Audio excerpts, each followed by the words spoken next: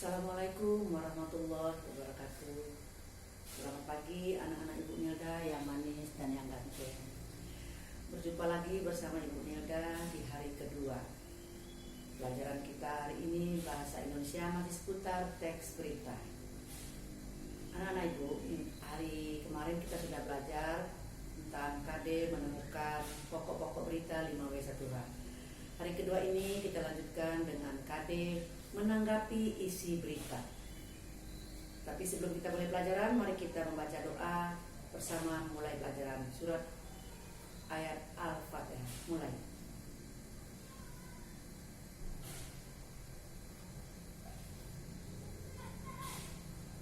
Selesai, terima kasih. Anak-anak Ibu, pagi ini Ibu akan memberikan materi KD-nya tentang menanggapi isi berita yang dibaca maupun didengar. Tujuan pembelajaran yang akan dicapai setelah lebih kurang 10 menit Ibu sampaikan materi, siswa mampu menanggapi isi berita dari aspek struktur dan kaidah kebahasaan berupa kritik, saran, pujian, setuju atau tidak setuju terhadap isi berita yang dibaca atau didengar.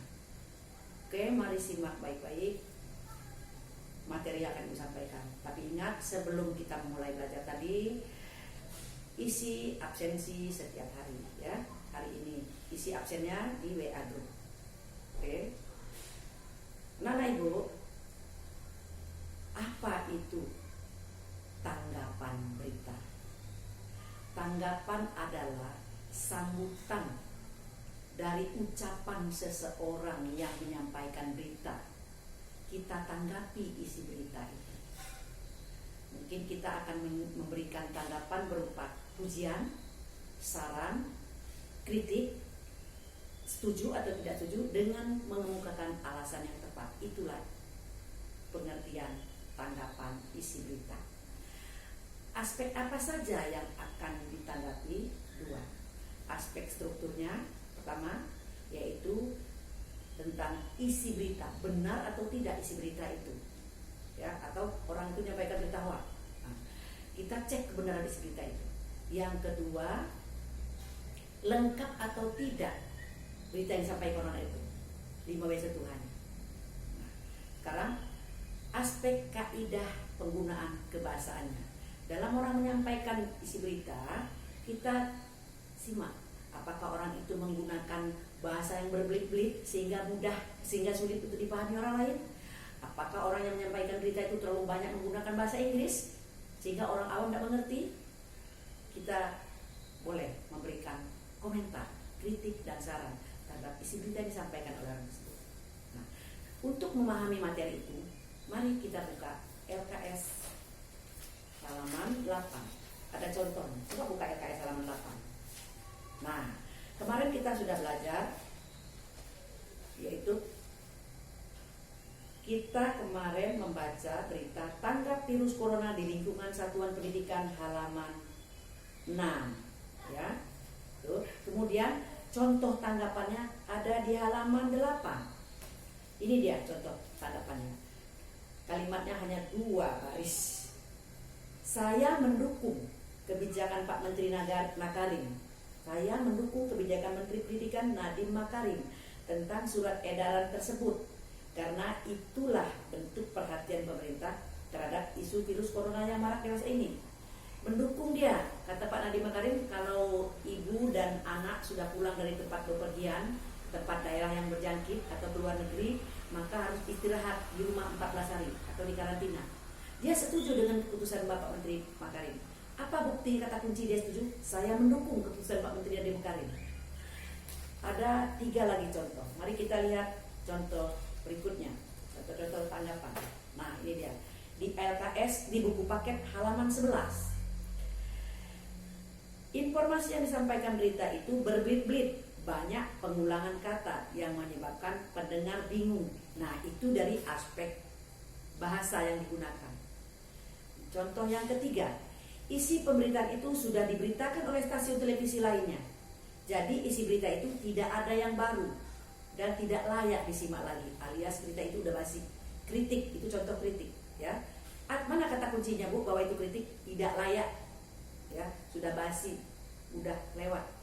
Contoh yang keempat, Berita itu hanya menginformasikan peristiwa negatif, seolah dunia horor dan menakutkan. Apa tidak ada informasi yang lain membuat dunia ini menjadi lebih indah? Ini juga kritik, ya. Kalau saran pasti menggunakan kata kunci sebaiknya bla bla bla. Itu kata kuncinya sebaiknya untuk saran. Nah, anak-anak ibu, sekarang ibu berikan tugas pada kamu.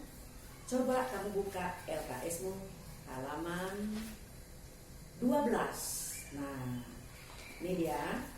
Kamu baca berita halaman 11 yang berjudul Awas angin panas dan kering berkecepatan 60 km per jam melanda Sumatera Barat. Kamu baca itu, kemudian kamu tanggapi isi berita. Ya.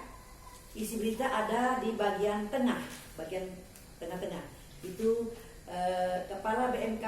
Kepala BMKG Minangkabau Bapak Sukimin mengatakan bla bla bla. Itu kamu tanggapi informasi dari Pak Sukimin. Setujukah kamu? Tidak setujukah kamu? Kamu memberikan kritik atau saran? Kamu isi dengan alasan tepat. Isi di sini di tanggapan. Oke. Kemudian bahasa berita, bahasa yang digunakan Pak Sukimin, lihat di paragraf ketiga. Paragraf ketiga halaman 11.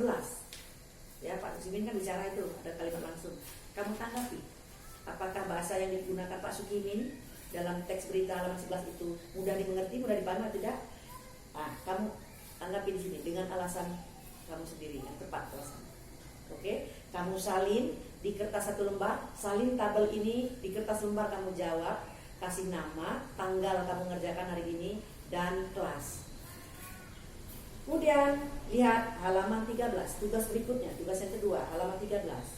Kamu baca teks berita yang berjudul Kemendikbud mengatakan perundangan jadi penghalang merdeka belajar. Baca teks berita halaman 13. Kamu cari kepala berita paragraf keberapa. Ini paragrafnya ada 3. Paragraf kepala berita terletak pada paragraf berapa. Tubuh berita yang isi pada paragraf berapa kamu tulis. Kemudian ekor berita terletak pada paragraf berapa. Kamu ambil kutip 1 kalimat saja, letakkan di paparan isi. Mana bukti dia kepala berita? Di paragraf 1, ambil 1 kalimat, letakkan di paparan isi. Mana isi berita? Nah, mana isi tubuh berita? Di paragraf kedua, buktikan 1 kalimat, letakkan di paparan isi. Mana dia bukti ekor berita? Cari di paragraf ketiga, letakkan buktinya 1 kalimat saja di kutip. Kamu salin tabel ini di kertas 1 lembar. Tulis nama dan kelas serta tanggal kamu mengerjakan tugas hari ini. Kemudian kamu foto, kamu posting, kamu kirim di WA group. Oke, karena anak ibu rasa cukup sekian pertemuan kita hari kedua ini. Jangan sampai terlambat mengirimkan tugas. Tugas sekarang harus dikirim sekarang karena anak langsung ibu nilai. Ya. Sampai jumpa di minggu depan pada pelajaran berikutnya. Sekian, selamat mengerjakan tugas, semoga kamu dapat nilai yang bagus.